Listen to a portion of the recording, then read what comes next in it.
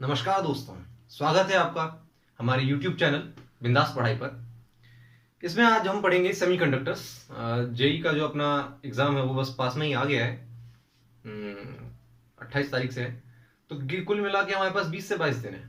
इसमें हम करने क्या वाले हैं, फास्ट रिवीजन जिसको कहते हैं, मुश्किल से 15 से 20 मिनट में जिसको रिवाइज करना कहते हैं वो करेंगे। 19, 20, 21 में जितने भी क्वेश्चन आए हैं जेई मेंस में इस चैप्टर से रिलेटेड वो सारे क्वेश्चन करेंगे। यदि आपको ये सीरीज केमिस्ट्री के लिए भी चाहिए तो आप कमेंट करना, लाइक करना, इस वीडियो को शेयर करना। तो हम शुरू करते बिना टाइम वेस्ट किए। सेमीकंडक्टर्स चैप्टर तो काफी छोटा है, स्टार्ट करते हैं इसके ग्राफ से। ग्राफ जो होता है आई वर्सेस वी का ग्राफ होता है। इसमें दो तरीके की बाइसिंग होती है, एक होता है फॉरवर्ड बायस्ड, एक होता है रिवर्स बायस। दोनों का जो करंट का वेरिएशन होता है, यदि हम फॉरवर्ड बायस की बात करें तो करंट उठता है, हल्का सा उठता है और अचानक से बहुत तेजी से उठ जाता है। जैसे मान लीजिए यहां से स्टार्टिंग से हुआ, बिल्कुल एक्स एक्सिस से नीचे से आ रहा है, बिल्कुल नीचे, और अचानक से उठ जाएगा। जिस पॉइंट से वो कर्वेचर बदलता है, जिस पॉइंट से उठता है, उस पॉइंट को हम कहेंगे नी वोल्टेज या फिर कट ऑफ वोल्टेज। बढ़िया, एक बात याद रखने वाली हो गई कि जिस पॉइंट से फॉरवर्ड बायसिंग में ग्राफ उठता है उस पॉइंट को हम कहेंगे नी वोल्टेज। ठीक है, रिवर्स बायस पे आते हैं। रिवर्स बायस में क्या होता है, करंट बेहद धीमी गति से बढ़ता है, बहुत धीमी गति से बढ़ता है, बढ़ता है, अचानक से बहुत तेज बढ़ जाता है। जैसे यहां देखिए, बहुत धीरे धीरे धीरे धीरे धीरे धीरे बढ़ रहा था और अचानक से बहुत तेजी से स्टीप कर्वेचर बढ़ा है। बढ़िया, जिस पॉइंट पे इसने स्टीप कर्वेचर लिया है उस पॉइंट को हम क्या कहेंगे, breakdown voltage. Forward biasing में क्या कहते थे, नी वोल्टेज या फिर कट ऑफ वोल्टेज। यहां पे क्या कहेंगे, ब्रेक डाउन वोल्टेज। ये क्वेश्चन आ सकता है। अब बात करते हैं रेक्टिफायर्स की। रेक्टिफायर्स दो तरीके के होते हैं, एक होता है हाफ वेव रेक्टिफायर, एक होता है फुल वेव रेक्टिफायर। इनका काम क्या होता है, जनरली हम यदि एसी सोर्स को देखें तो उनका इनपुट कुछ इस तरीके से होता है, वो साइनोसोडियल कर्व होता है उसका, वो कभी ऊपर जाता है कभी नीचे जाता है। एसी क्योंकि कर्व है तो कभी ऊपर जाएगा कभी नीचे जाएगा। मान लीजिए हमें इसे डीसी में कन्वर्ट करना है तो कैसे करेंगे, हम क्या करते हैं, एक रेक्टिफायर बनाते हैं। रेक्टिफायर होता क्या है, एक डायोड होता है, पीएन जंक्शन डायोड, उसको ले लेंगे, एक एसी सोर्स ले लेते हैं। अब मान लीजिए इनिशियली मैंने करंट को ऐसा रखा है, एसी को ऐसा रखा है कि जो करंट है ये ऊपर वाला जो मेरे पास प्लस है, नीचे वाला नेगेटिव है। तो करंट क्या होगा, नेगेटिव से लेके पॉजिटिव की तरफ फ्लो करेगा, ऐसा कुछ। इस डायरेक्शन में क्या होगा कि करंट जो है वो, मतलब जो मेरे पास डायोड है वो पॉजिटिव से नेगेटिव की तरफ करंट फ्लो कर रहा है, मतलब ये फॉरवर्ड बायस्ड हो गया। फॉरवर्ड बायस्ड है, इसका मतलब करंट वहां पे फ्लो करेगा। करंट फ्लो करेगा इसका मतलब क्या है कि यहां से आपको जो इनपुट मिलेगा, इनपुट वोल्टेज के रिगार्डिंग आउटपुट कुछ वोल्टेज दे देगा। मतलब क्या कि जब कभी भी इनपुट वोल्टेज आपका पॉजिटिव होगा तो आउटपुट वोल्टेज आपको मिल जाएगा। क्योंकि ये एसी है, अब क्या होगा, जब सेकंड राउंड मारेगा, सेकंड चक्कर जब ये मारेगा तो ये नेगेटिव नहीं बल्कि ये वाला पॉजिटिव हो जाएगा, ये वाला नेगेटिव हो जाएगा, ये ऊपर वाले नेगेटिव हो जाएगा। अब की बार जो ये राउंड है ये कैसा चलेगा, नेगेटिव से पॉजिटिव की तरफ, नेगेटिव से पॉजिटिव की तरफ। अब जरा ध्यान से समझो, अब करंट कहां से, एन से पी की तरफ जाएगा, एन से पी की तरफ जा रहा है, इसका मतलब बायसिंग कौन सी होगी यहां पे, रिवर्स बायस। करंट कभी भी रिवर्स बायस में फ्लो नहीं करता, तो अब यहां पे करंट फ्लो नहीं करेगा। तो यदि आप इनपुट वोल्टेज उसको दोगे भी नीचे की तरफ, नेगेटिव में कुछ इनपुट वोल्टेज दोगे भी, तो उसके रिगार्डिंग आपको आउटपुट वोल्टेज नहीं देने वाला है, यहां पे जीरो कर देगा। बढ़िया, फुल वेव रेक्टिफायर में देखते हैं, इससे हल्का सा कंस्ट्रक्शन इसका अलग होता है। इसमें हम दो दो पीएन जंक्शन डायोड ले लेते हैं। यहां पे मेरे पास दो लूप बने हुए हैं, ये लूप बेसिकली इंडक्टर्स होते हैं। तो जैसे ही मान लो मैंने यहां से एसी को चालू किया तो मान लीजिए यहां पे नेगेटिव है, यहां पे पॉजिटिव टर्मिनल आ गए बैटरी के। करंट नेगेटिव से पॉजिटिव की तरफ फ्लो करेगा, नेगेटिव से पॉजिटिव की तरफ। तो ऊपर वाले में ध्यान से देखो, नेगेटिव से पॉजिटिव मतलब पी से एन की तरफ फ्लो करेगा, ये वाला पी होता है, ये एन होता है। तो पी से एन की तरफ जब कभी फ्लो करेगा तो फॉरवर्ड बायसिंग में करंट फ्लो होता है।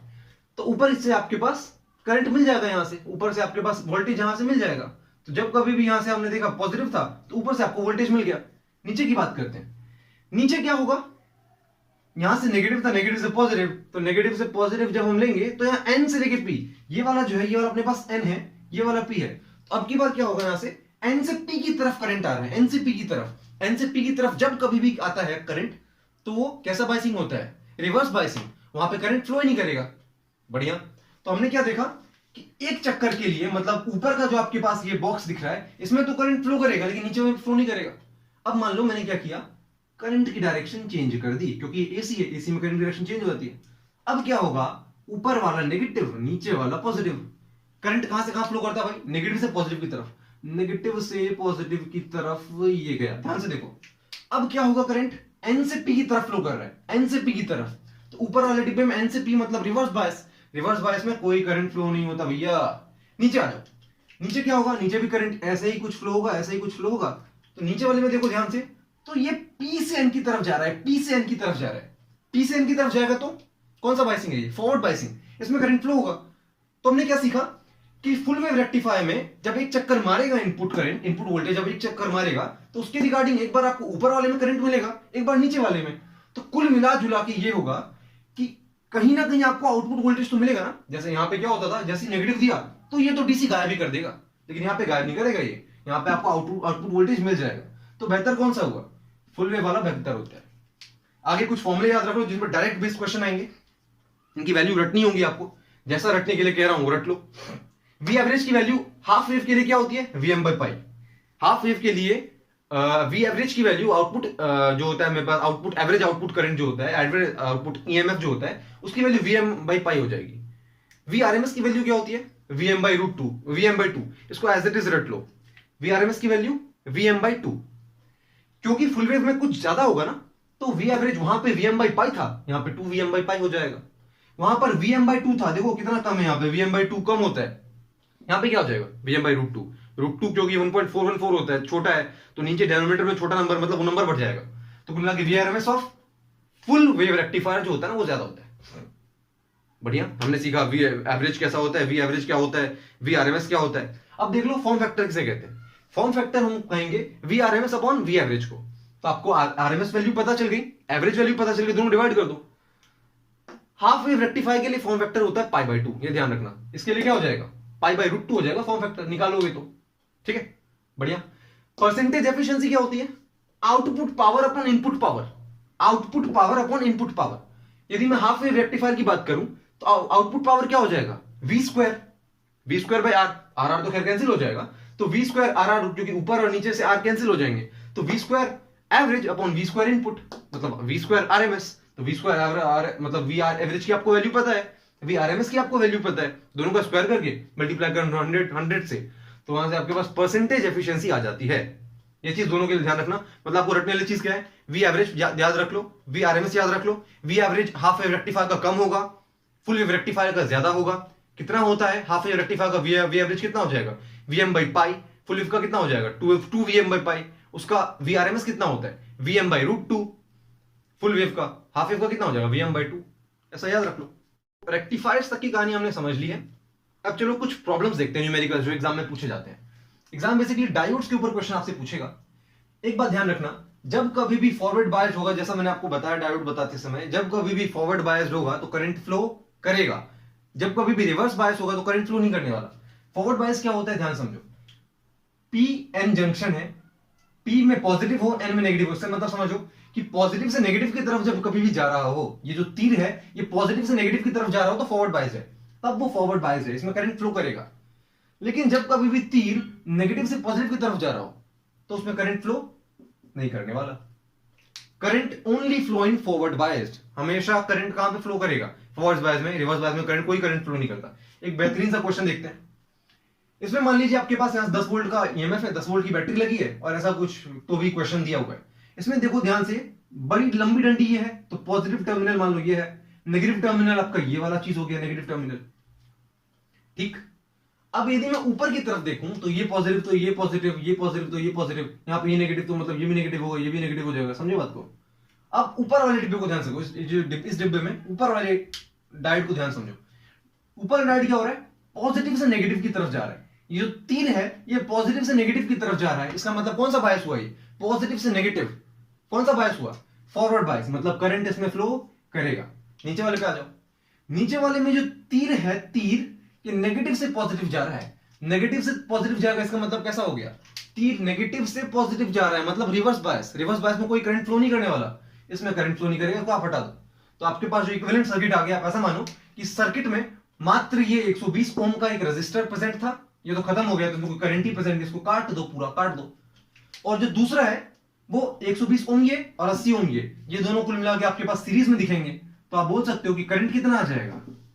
टोटल आपके पास जो वोल्टेज है अपॉन में जो भी आपके पास रेजिस्टेंस हो गया, जो कि यहाँ पे 120 प्लस 80 है, तो आपके पास इतना एम्पियर का करंट आ जाएगा, इतना एम्पियर का निकाल लेना, मतलब कितना आ जाएगा ये 10/200 एम्पियर। ठीक है, सेकंड क्वेश्चन देखते हैं। सेकंड क्वेश्चन समझने से पहले ध्यान रखो कि सिलिकॉन और जर्मेनियम का जो होता है ना, यहाँ पे कुछ अपना एक कुछ पोटेंशियल होता है, जिस पोटेंशियल को वो इलेक्ट्रॉन लूज करने वाला है। सिलिकॉन का पोटेंशियल कितने पे लूज करता है? 0.7 पर। जर्मेनियम का 0.3 पर। जर्मेनियम ग्रुप में नीचे आता है ना, कार्बन वाले ग्रुप में, इसलिए इसको कम एनर्जी चाहिए, कम वोल्टेज चाहिए अपना इलेक्ट्रॉन निकालने के लिए, इसलिए इसका कितना होता है पोटेंशियल? 0.3 वोल्ट। क्वेश्चन समझो ध्यान से।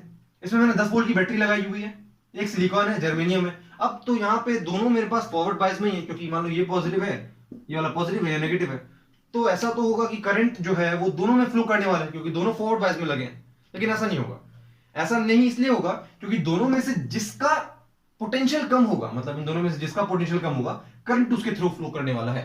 क्या बात समझ आती है? मान लो मेरे पास यहाँ पे एक रेजिस्टर लगा दे रहा हूं मैं, यहाँ पे एक रेजिस्टर लगा रहा हूं, तभी तो करंट मिलेगा।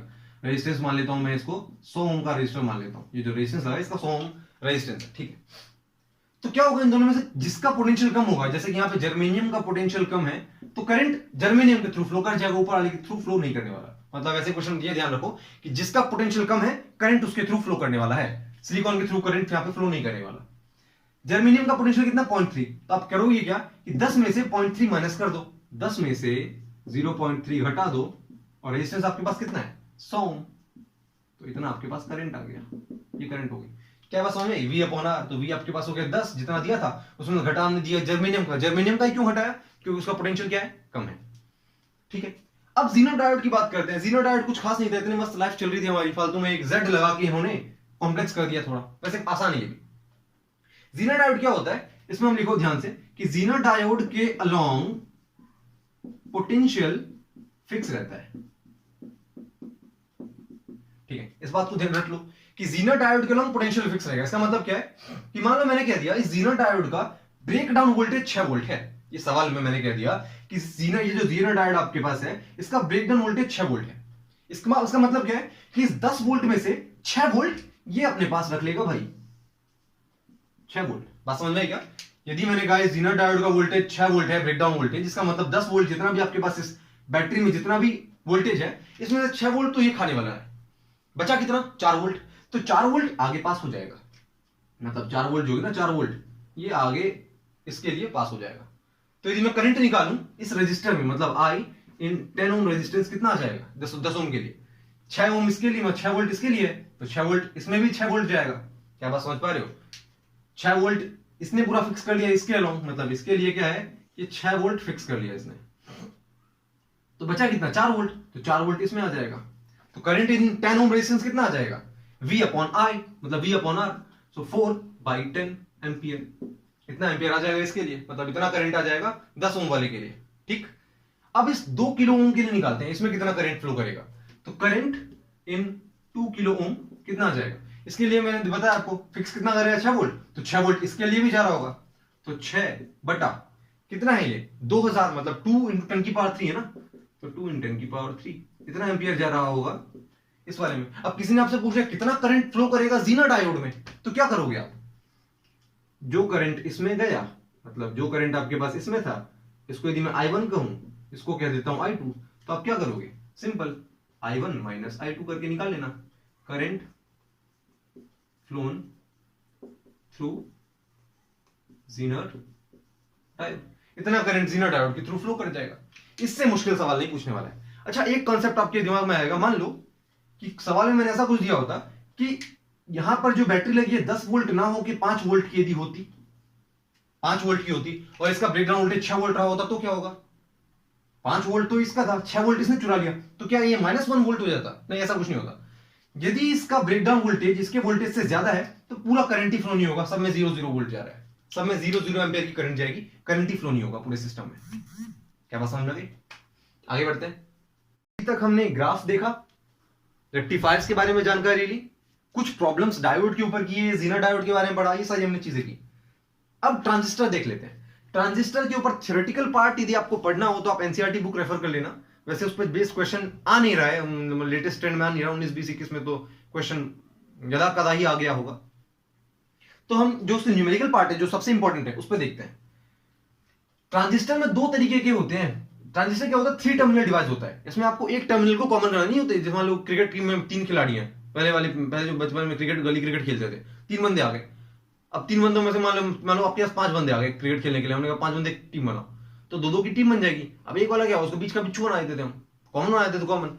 तो वैसे ही ट्रांजिस्टर 3 टर्मिनल डिवाइस होता है, इसमें हम एक को कॉमन बना देंगे। तो एक बार बेस बेचारा कॉमन हो जाता है, एक बार एमीटर कॉमन हो जाएगा। यहाँ पे नाम का जस्ट उल्टा होगा। कॉमन बेस में बी जैसा कुछ आ रहा है, बेस बेस मतलब बी, तो इसमें अल्फा आ जाएगा आपके पास। ये याद रख लो, बाद में बताता हूं क्या होता है। कॉमन बेस में बी आ रहा है ना, तो इसका जस्ट उल्टा क्या है, अल्फा, अल्फा आ जाएगा। कॉमन एमिटर ए जैसा कुछ आ रहा है, कॉमन एमिटर, इसमें बीटा आ जाएगा। नाम का उलट, बेस में अल्फा, एमिटर ए में बीटा, बेस में अल्फा, एमिटर में बीटा। ये होता क्या है, इसको हम करंट गेन कहते हैं। एक और इंपॉर्टेंट बात ध्यान समझो कि जो कॉमन बेस होता है ना, कॉमन बेस, इसमें इनपुट करंट हम लेंगे एमिटर वाला। कॉमन बेस में इनपुट करंट लेंगे एमिटर वाला। ये अल्फा याद रख लिया। अब अल्फा से आप याद रखो, अल्फा है तो अल्फा से ए से एमिटर आ रहा है ना, ए से अल्फा, ए से एमिटर। तो अल्फा जब कभी भी आप लोगे, इसमें कॉमन करंट कौन सा आएगा, मतलब जो इनपुट करंट होता है वो कौन सा आएगा, एमिटर वाला। Alpha for emitter, beta for base. क्या बात समझ में आएगा कि अल्फा में हम किसका लेंगे, एमिटर का, बीटा में लेंगे हम बेस का। ठीक है, करंट गेन को देख लेते हैं कैसा होता है। करंट गेन 2 तरीके के होते हैं, एक होता है एसी करंट गेन, एक होता है डीसी करंट गेन। जो मेरे पास एसी करंट गेन होता है, उसमें हम क्या करते हैं, दोनों का डिफरेंस ले लेते हैं। आपको 2 करंट गेन दिया होगा, दोनों का डिफरेंस ले लोगे, उसको डिवाइड कर दोगे। लेकिन डीसी में जो भी आपको वैल्यू दी है ना आईसीआई की, उनको सिंपली रख लो, आपके पास आंसर आ जाएगा। अल्फा क्या होता है, output current upon input current. Alpha किसके लिए होता है, तो मैंने आपको पहले बता दिया था, common base, B for base, इसका उल्टा क्या हो जाएगा, ए फॉर अल्फा। तो कॉमन बेस के लिए अल्फा ले लिया। अल्फा हम बोलते क्या है, output current upon input current. Output current पूरी कायनात में आईसी के बराबर होती है। आउटपुट करंट आपको किसके बारे में ध्यान रखना है, आईसी हमेशा होती है। आउटपुट करंट बोले तो आईसी। इनपुट करंट चेंज होगा हर बार, मैंने आपको बता दिया अल्फा के कारण इनपुट करंट क्या होती है, एमिटर वाला। तो अल्फा आया, इनपुट करंट आ जाएगा आई, एमिटर वाला। तो आपको ये फॉर्मूला कैसे याद रखना पड़ेगा, अल्फा होता है आउटपुट अपॉन इनपुट। आउटपुट तो पूरी दुनिया में आईसी होता है, इनपुट अल्फा है तो अल्फा का होता है भाई एमिटर, तो आईसी अपॉन आई हो जाएगा अल्फा। अल्फा माने एवरेज करंट गेन। ठीक है, एसी वोल्टेज गेन क्या होता है, वोल्टेज गेन में क्या करोगे, we output upon we input, we output upon we input. We output बोले तो वी आउटपुट के लिए आपको V इक्वल्स टू IR लिखना पड़ेगा। आउटपुट वाला करंट कौन सा होता है, सी। मैंने आपको बताया कि आईसी क्या होता है, हमेशा आउटपुट वाला होगा। तो आईसी इंटू RL, RL बोले तो लोड रेजिस्टेंस, मतलब बाहर में आउटपुट वाला जो रेजिस्टेंस होगा ना, आउटपुट रेजिस्टेंस को ही हम लोड रेजिस्टेंस कहते हैं। ये जो लोड रेजिस्टेंस को हम कहते हैं आउटपुट रेजिस्टेंस। तो बाहर वाला करंट मतलब output current into output resistance upon input current into input वाला रेजिस्टेंस। तो आपके पास ये फॉर्मूला निकल के आ जाएगा। वी आउटपुट क्या होगा, बस आपको कुल मिला के बात इतनी ध्यान रखनी है कि इनपुट करंट आईसी हमेशा रहेगा, सॉरी आउटपुट करंट आईसी हमेशा रहेगा, इनपुट करंट चेंज होगा। यदि बीटा आप लिख रहे हो तो बीटा के इनपुट करंट क्या आ जाएगा, आईबी। अल्फा लिख रहे हो तो अल्फा के लिए आपके पास इनपुट करंट क्या आ जाएगा, आई। लास्ट देखते हैं average power gain. Average power gain, power क्या होता है, आई स्क्वायर आर होता है ना पावर। तो पावर क्या होता है मेरे पास, आई स्क्वायर आर। तो पावर गेन के लिए पहले आप आउटपुट वाला लिखोगे, आउटपुट क्या तो आईसी होता है ना आउटपुट। तो आई स्क्वायर सी मतलब आईसी इसका स्क्वायर लिख लोगे इंटू आरएल। आरएल क्या है मेरे पास, लोड रेजिस्टेंस मतलब बाहर वाला रेजिस्टेंस, आउटपुट रेजिस्टेंस।